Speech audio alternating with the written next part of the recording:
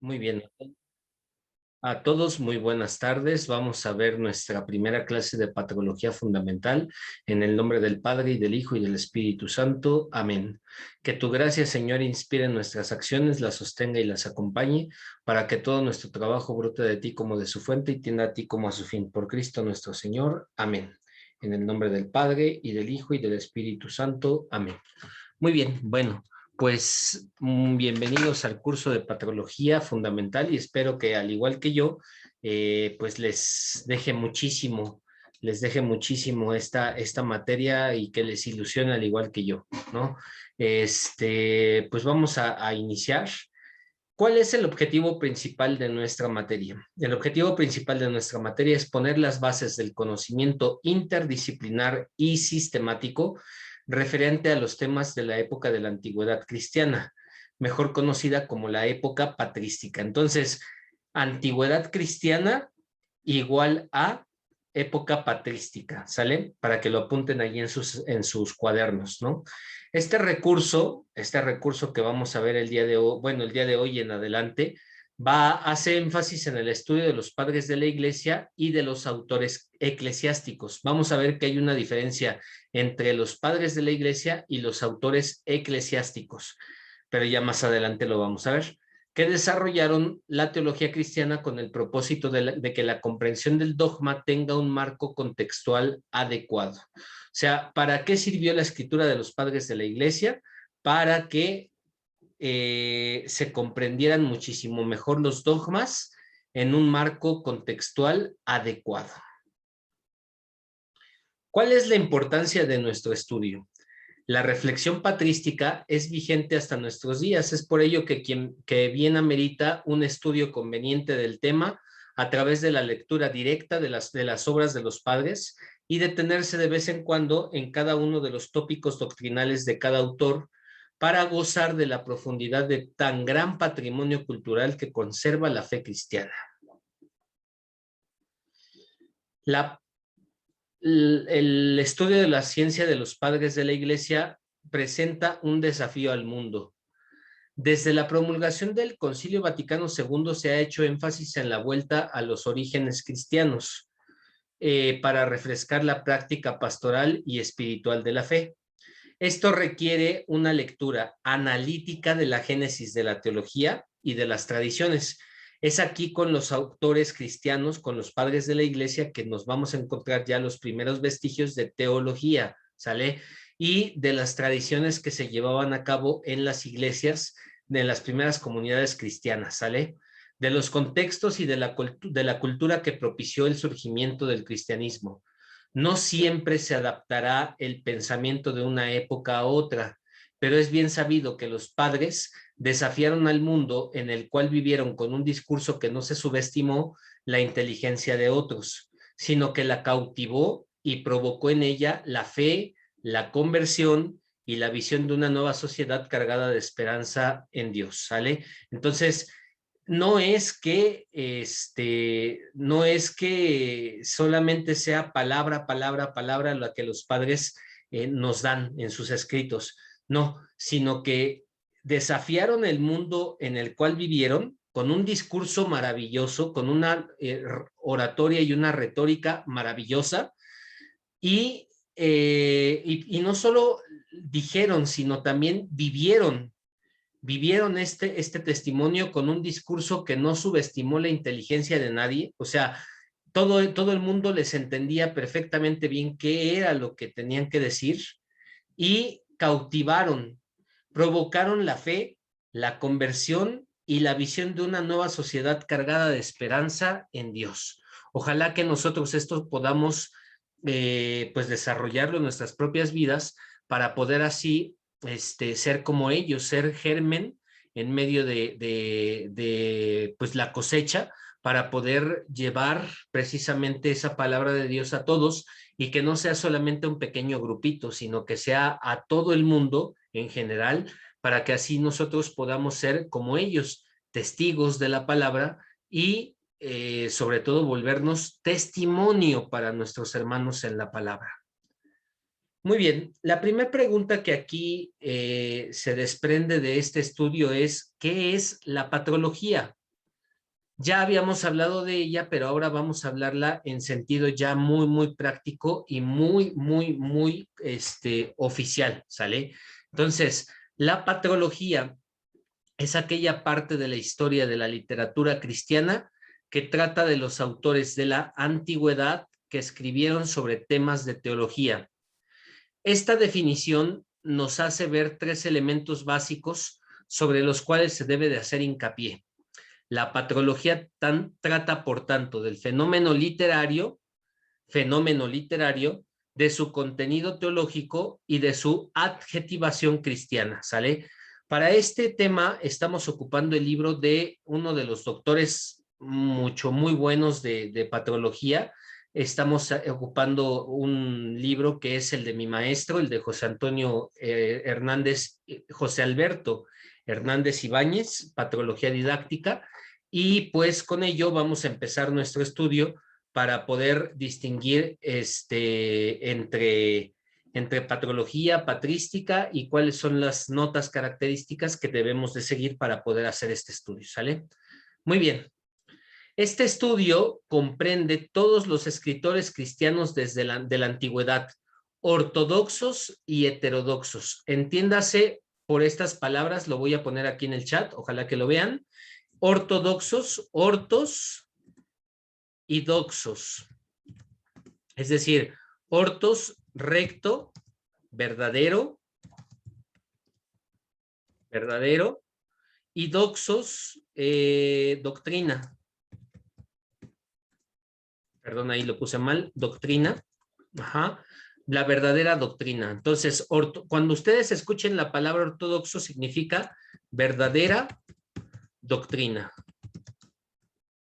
Y cuando ustedes escuchen heterodoxo, significa, viene de dos palabras. Éteros, que ustedes ya más o menos deberán de ubicar la palabrita, hetero, que significa otro,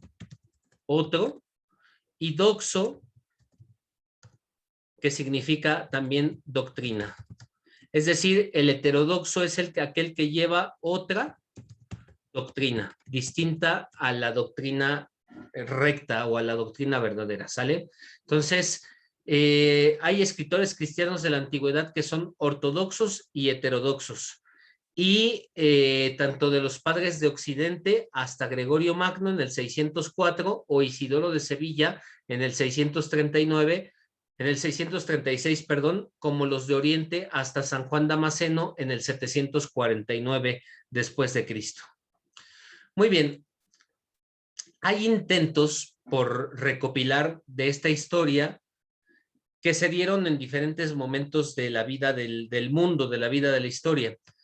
La primera obra que se intenta recoger es la de San Jerónimo, en su obra De Viris Illustribus, es decir, de los hombres ilustres, redactada en Belén hacia el año 392.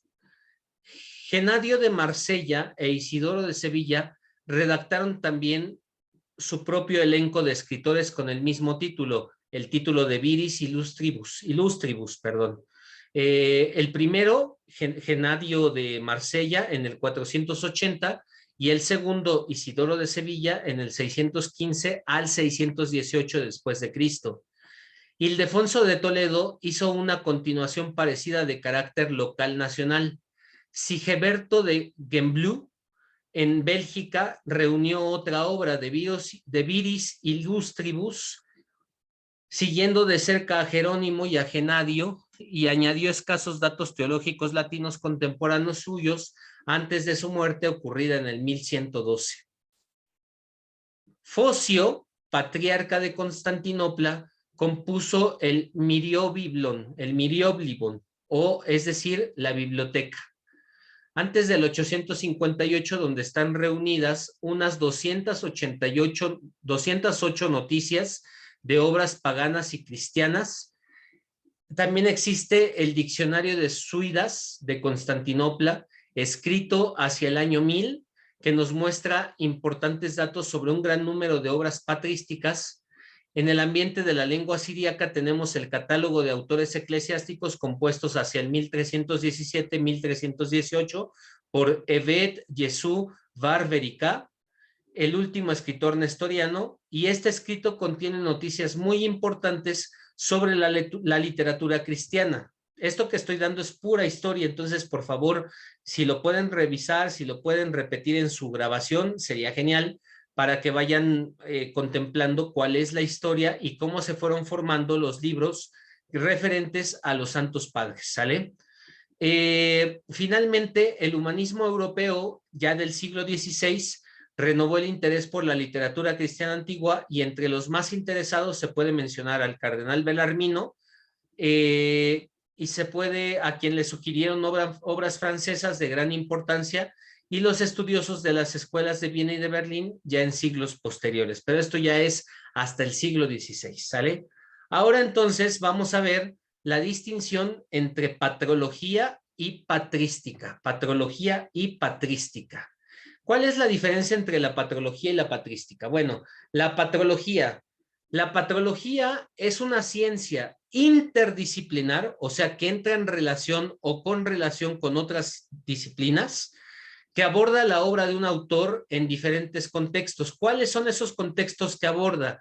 El histórico, el biográfico, el prosopográfico, que quiere decir, este término tiene que ver con lo que ahora llamaríamos el perfil psicológico del escritor, ¿no?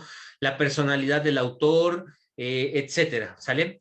También nos movemos en los ámbitos literarios, en los ámbitos lingüísticos, en los ámbitos arqueológicos, en los ámbitos teológicos, en el ámbito filosófico. En la actualidad, la patrología es una ciencia de la investigación literaria de la antigüedad cristiana. La historia y la teología emergen naturalmente de este análisis. Sin embargo, la patrología ha llevado a términos un énfasis preponderante en la contextualización de las mismas, haciendo un esfuerzo arqueológico, tomando como base los elementos literarios, retóricos, lingüísticos, propios de la cultura clásica donde se desarrolló un cristianismo culto. Bien, entonces, vamos a ver el catálogo clasista. La patrología se ha destacado siempre desde preferencias religiosas cristianas a través de la Lexium Patrum litúrgica y desde la historia del dogma cristiano. Por otro lado, el empeño de la tradición por el sostenimiento de las afirmaciones teológicas fundamentales ha postulado a estos doctores en el más alto grado de veneración, quienes aparecen como portadores de doctrinas incidentales en su propio campo. No obstante, también fueron vistos desde su época respectiva como autores inscritos en el catálogo del clasicismo. O sea, no nada más representa para la Iglesia Católica una fuente importante de estudio, sino también representa para toda la literatura universal una fuente importante de estudio que hace que nosotros podamos pues, verlos en la clasificación clasicista que se hace en la literatura universal, ¿no? Muy bien. Patología es un término creado por el luterano Johannes Gerhard, cuyo libro lleva por título La patología sive de primitive ecclesia Christiana doctorum vita ac lucubrationibus opusculum, así se llama. La patrología de la iglesia primitiva cristiana como fuente de lucubraciones, de obras lucubrantes y doctorales, que se lleva a cabo precisamente en Jena en el 1653. De este título sobresale el término lucubrationibus, el cual apunta a la actitud sapiencial de estos filósofos y místicos cuyos pensamientos están en el contexto de la oscuridad del cristianismo primitivo. La patrología sería entonces una especie de crítica arqueológica y una hermenéutica de la doctrina a partir del texto existente.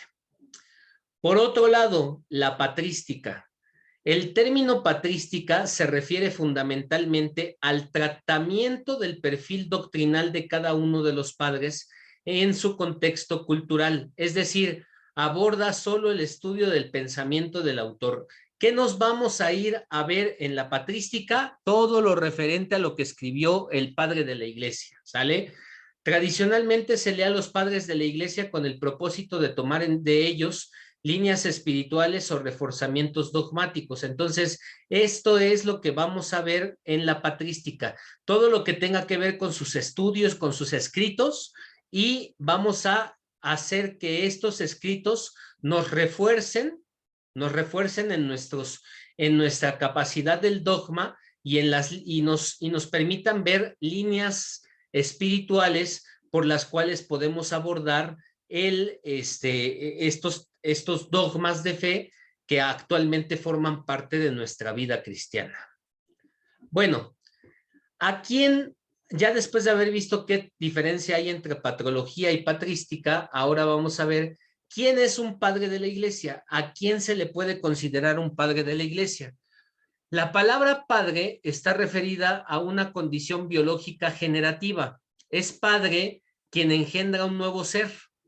Desde el punto de vista místico religioso, un padre de la iglesia es aquel que ha engendrado a un nuevo creyente con la elocuencia, es decir, con la sabiduría de su palabra, de su enseñanza y de su testimonio. En la paideia antigua, es decir, en la pedagogía antigua, el filósofo maestro se convertía en el padre del discípulo y a su vez el discípulo tenía la obligación de mantener la descendencia dentro de la escuela. ¿Cuáles son las consideraciones las condiciones para considerar un padre de la iglesia? Bueno, pues desde luego nos referimos a una larga lista de autores que vivieron entre los siglos primero y octavo. Primero y octavo. Este periodo está considerado como el centro de la actividad definitoria del dogma cristiano. O sea, es gracias a los padres de la iglesia que tenemos el dogma cristiano, ¿sale? Entonces, por lo tanto, es evidente que también durante este periodo se dieron las principales controversias, polémicas y herejías de esa época generadas por la misma reflexión. Entonces, no todos los autores de esta época pueden ser considerados o deben de ser considerados padres de la iglesia, no, porque para que un autor sea merecedor de este título es necesario que cumpla con ciertas características que vamos a ver de inmediato. Primera característica, la rectitud de doctrina. En la antigüedad no había una clara distinción entre ortodoxia, entre la recta doctrina, y la heterodoxia, la doctrina variada o la otra doctrina. No había un magisterio constituido y una doctrina común que rigiera la veracidad en materia de dogma. Sin embargo, todos debían sujetarse a dos principios básicos: la Sagrada Escritura como regula veritatis, es decir, como regla verdadera, y la tradición apostólica como regula fidei, es decir, como regla de fe. Primero, debían de estar basados en la regula veritatis, la Sagrada Escritura, que es la regla de la verdad, y la segunda es la tradición apostólica como regula fidei, es decir, como regla de fe. En aquel entonces casi todos los autores estaban seguros de estos dos componentes, No obstante, se tuvieron que verificar algunos problemas a propósito de la interpretación de las escrituras y su relación con la filosofía del momento, con la filosofía griega, con la filosofía romana, etcétera, ¿sale? Así pues, un padre ortodoxo es quien interpreta la Sagrada Escritura bajo la autoridad ¿de quién? De los apóstoles, ¿sale? Entonces, rectitud de doctrina. Para que un padre de la iglesia pueda llamársele padre de la iglesia, necesita haber rectitud de doctrina. Y esa rectitud de doctrina se da en dos formas. Uno, a través del seguimiento de la regula veritatis, es decir, de la Sagrada Escritura, y de la regula fidei, es decir, de la tradición apostólica, ¿sale? Y entonces, por lo tanto, un padre de la iglesia es considerado como tal cuando, bajo la autoridad de los apóstoles, interpreta algún texto de la Sagrada Escritura. Segundo aspecto importante para que sea considerado un padre de la iglesia, que la comunidad lo reconozca, que le reconozca que tiene una santidad de vida. En la antigüedad, el testimonio cristiano estaba cifrado por dos aspectos importantes: la piedad y el martirio. Los padres agregaron otros elementos, por ejemplo, la piedad bíblica. Algunos de ellos vivieron en la época de la inspiración y la formación del Nuevo Testamento. Más aún, a ellos les tocó formar el canon definitivo de la Sagrada Escritura, como a San Jerónimo, que en el 320 y tantos, él forma el canon de las Sagradas Escrituras. Además, vivieron de la Biblia, la memorizaban y la hacían oración como el más alto nivel de contemplación.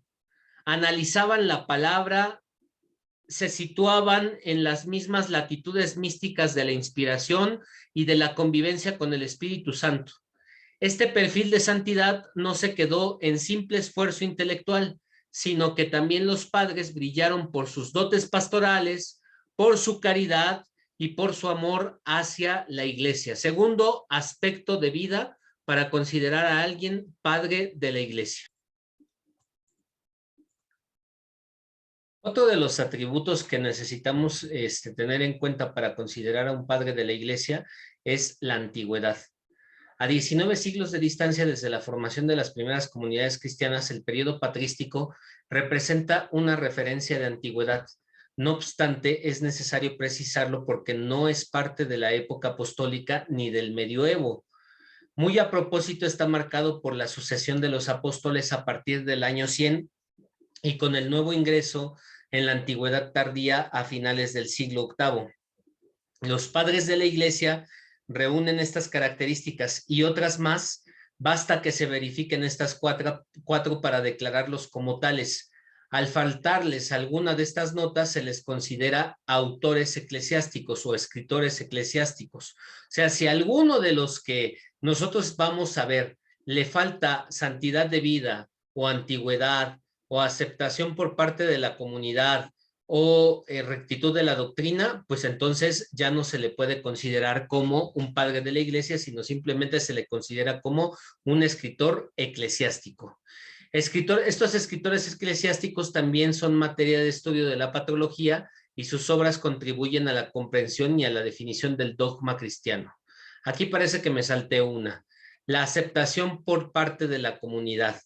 Es claro que la fama propia autentifica a la persona. Algunos grandes maestros brillaron por su sabiduría, su fama era mundialmente conocida, su influencia se irradiaba a través de todo el Imperio Romano. Sin embargo, las comunidades a las que pertenecían gozaban del privilegio de tener en su seno a un personaje que los representara, de modo que la misma comunidad certificó la importancia de sus guías y pastores. También se dieron casos desafortunados donde los líderes eclesiásticos e intelectuales fueron depuestos de sus sedes o exiliados, ganándose el desprecio y el desprestigio de la comunidad. Un santo padre de la iglesia fue constituido como tal por su comunidad, la cual se esmeró en conservar su tradición sin alteraciones ni disminuciones.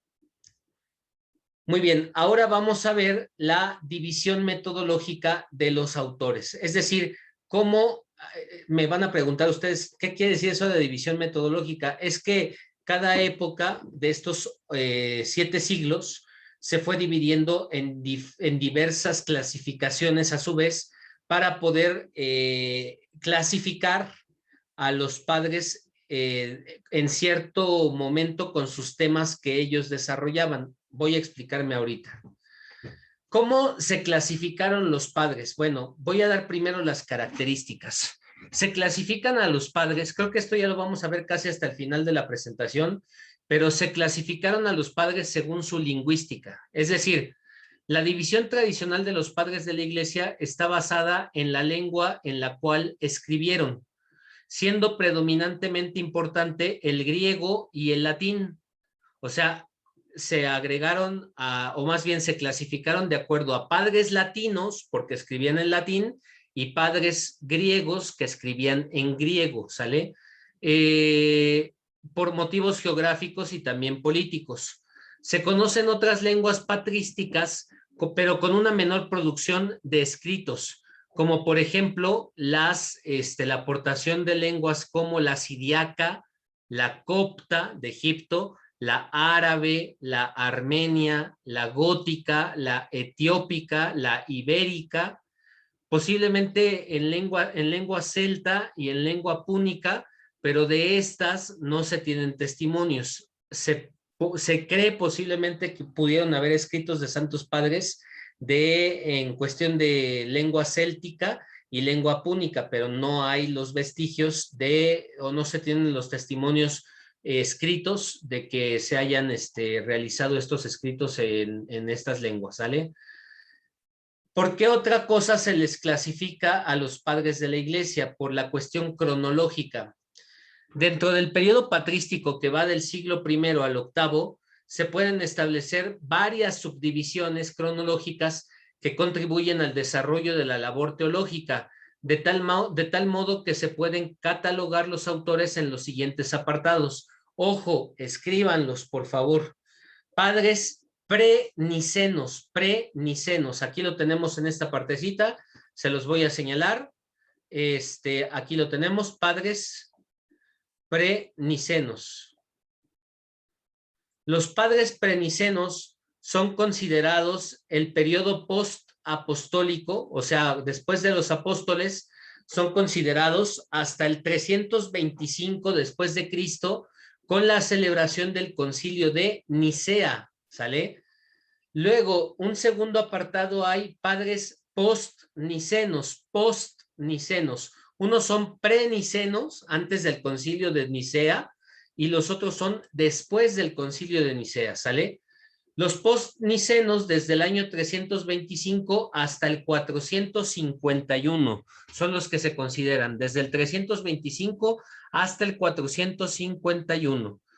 Padres post-calcedonicenses, posteriores al concilio de Calcedonia en el 451, y en este mismo periodo se localiza el esplendor patrístico, es decir, la época de oro patrística se considera en el tiempo de los post-calcedonienses, es decir, los que estuvieron presentes después del concilio de Calcedonia en el 451. Y luego vienen los últimos padres, situados hacia finales del siglo VII, principios del VIII, y esta división está puesta en función del desarrollo del dogma trinitario y cristológico. Fíjense hasta cuándo se hace el dogma trinitario y cristológico, cerca del siglo VII o del año octavo, del siglo VIII, perdón, ¿vale? Entonces, muy abusados con esto. Ya si quieren atrasarle un poquito la grabación para que puedan anotarlos, pero es padres prenicenos, padres postnicenos, padres post-calcedonienses o calcedonicenses, los últimos padres que se abocaron más hacia la cristología y hacia el Tratado de Trinidad. Los estudios patrísticos actuales estoy refiriéndome ya de este tiempo, han alargado el periódico histórico, incluyendo el siglo IX, ya que ha avanzado en la localización de autores y obras de esta época, sobre todo en el campo del cristianismo bizantino. A este último segmento se le puede considerar la época de la recepción patrística. La tendencia actual es alargar el periodo patrístico hasta los siglos IX y X, integrándolos en la misma antigüedad tardía. Los más comunes, los más rectos de doctrina, solo dicen que llega hasta el año séptimo, hasta el siglo VII, principios del siglo VIII.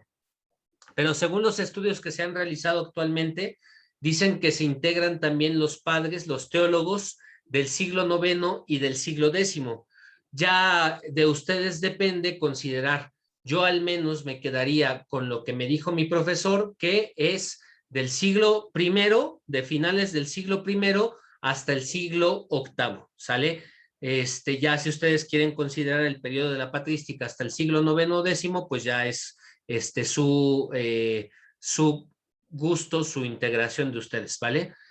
También se les ha clasificado según su temática, según su temática. Es decir, aunque los padres escribieron sobre el único tema del misterio de Dios y no tuvieron una especialización técnica, como en la ciencia contemporánea, otra posible división está definida por los temas abordados por los autores. Por ejemplo, los padres apostólicos, quienes continuaron con la enseñanza y el estilo de los apóstoles.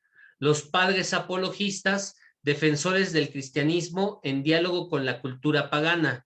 Los padres heresiólogos, principales opositores del error doctrinal en el interior de la iglesia, poniendo en alerta a la comunidad de la confusión de la herejía.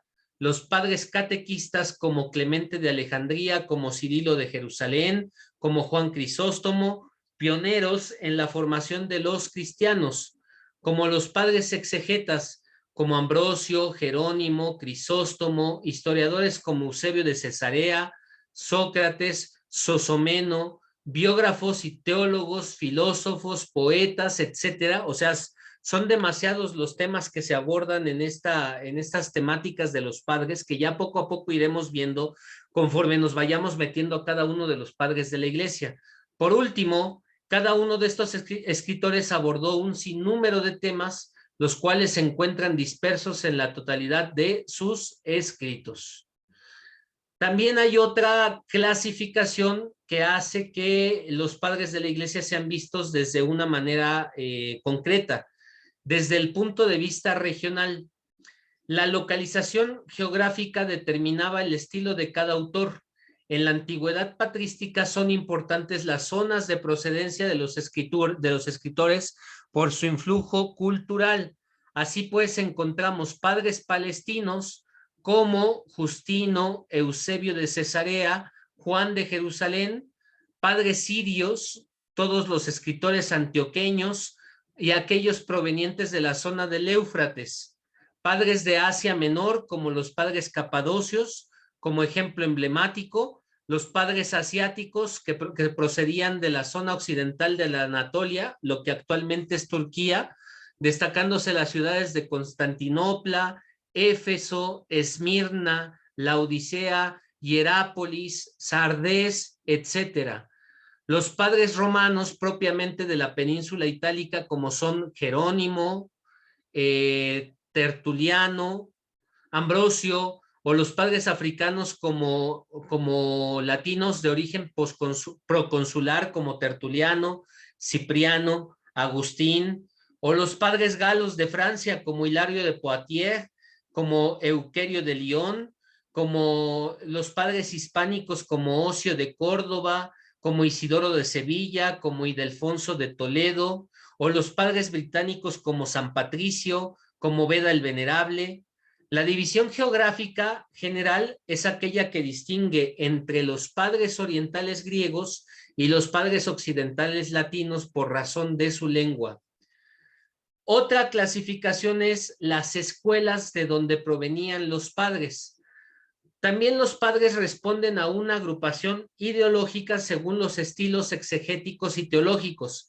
Hasta el momento se pueden detectar algunas escuelas predominantes: la escuela de Alejandría, que ya mucho hemos hablado de ella, y la escuela de Antioquía, que eran contrarias entre sí: la romana, la asiática, la africana. Estas destacarán por teólogos principales, por la secuela de sus discípulos y el estilo de la comunidad. Sin embargo, se trata de un alargamiento conceptual, ya que nunca hubo una intención pedagógica como tal. Ha sido la misma tradición de la fe la que ha generado las relaciones entre autores e ideas. También otra de las clasificaciones que se les pueden hacer a los padres de la iglesia sería la importancia según la tradición. Las sedes eclesiásticas privilegiaron el patronato de los apóstoles. Por ejemplo, Roma bajo la protección de San Pedro, Constantinopla bajo la protección de San Andrés, Alejandría se consideraba fundada por San Marcos Evangelista, y hubo otras sedes que se hicieron famosas por sus personajes y que mantuvieron la tradición. La iglesia de Cesarea de Capadocia exaltó la figura de Basilio el Grande, quedando marcada por el estilo pastoral del campeón de la caridad. Todo el Oriente asumió la fuerza doctrinal y el testimonio de San Juan Crisóstomo, de modo que hasta la fecha la espiritualidad, la doctrina y la liturgia que se practica en dichas iglesias es atribuida a la aportación del doctor de la elocuencia, al Pico de Oro. En Milán se mantiene la tradición de San Ambrosio y en Irlanda la tradición de San Patricio. Las más sobresalientes a nivel teológico son la tradición oriental origeniana, ya la veremos después, y la occidental agustiniana, así como otras tradiciones particulares. Contexto del desarrollo patrístico. Los padres de la Iglesia debieron asimilarse a estas condiciones para aparecer en el escenario cultural pagano. Por tanto, ellos también son receptores del impacto de su ambiente intelectual, histórico, social y filosófico. Por eso es de vital importancia comprender el contexto de cada autor y de cada una de sus obras. Esto constituye el estatuto metodológico propio de la patrología. O sea, no podemos nada más tomar la escritura de un padre de la iglesia, sino que hay que tomar todo el contexto del ambiente intelectual en el que se movió, del ambiente histórico, del ambiente social y por supuesto de la influencia filosófica que el autor tenía, ¿no?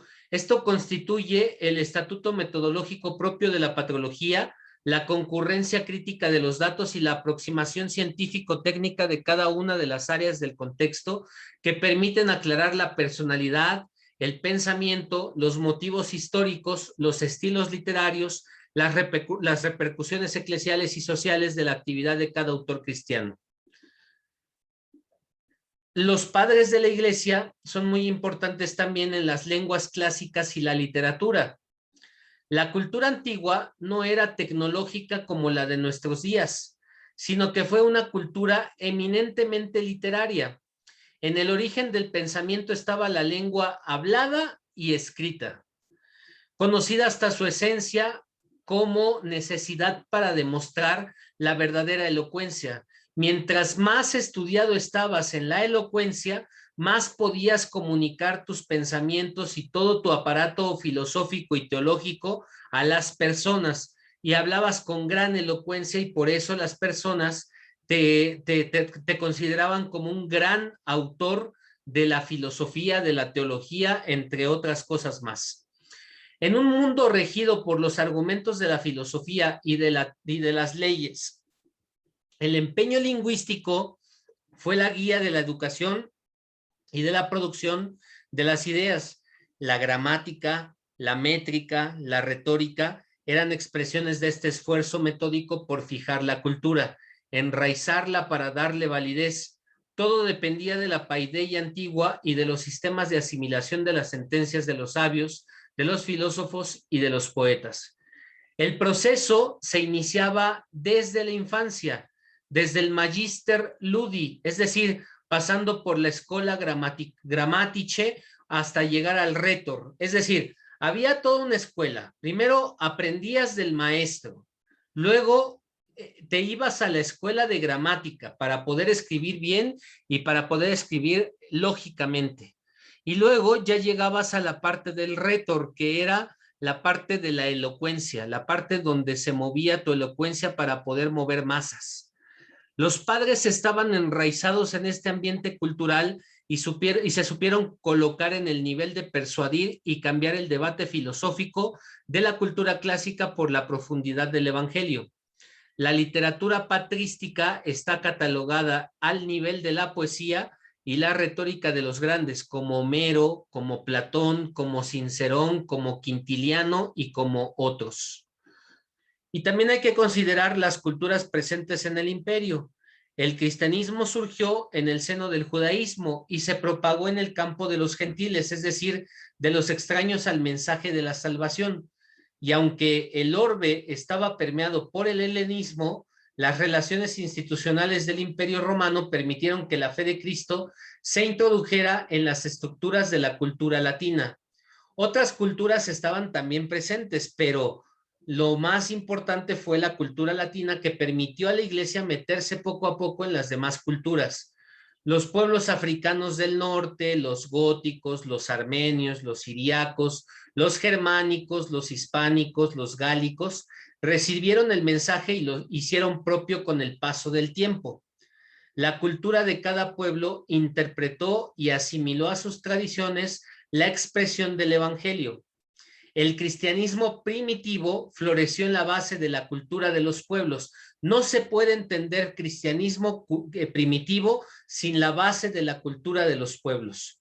Y para descubrir el mundo grecorromano se debe incursionar desde diferentes fuentes. La misma historia del imperio y otras antigüedades.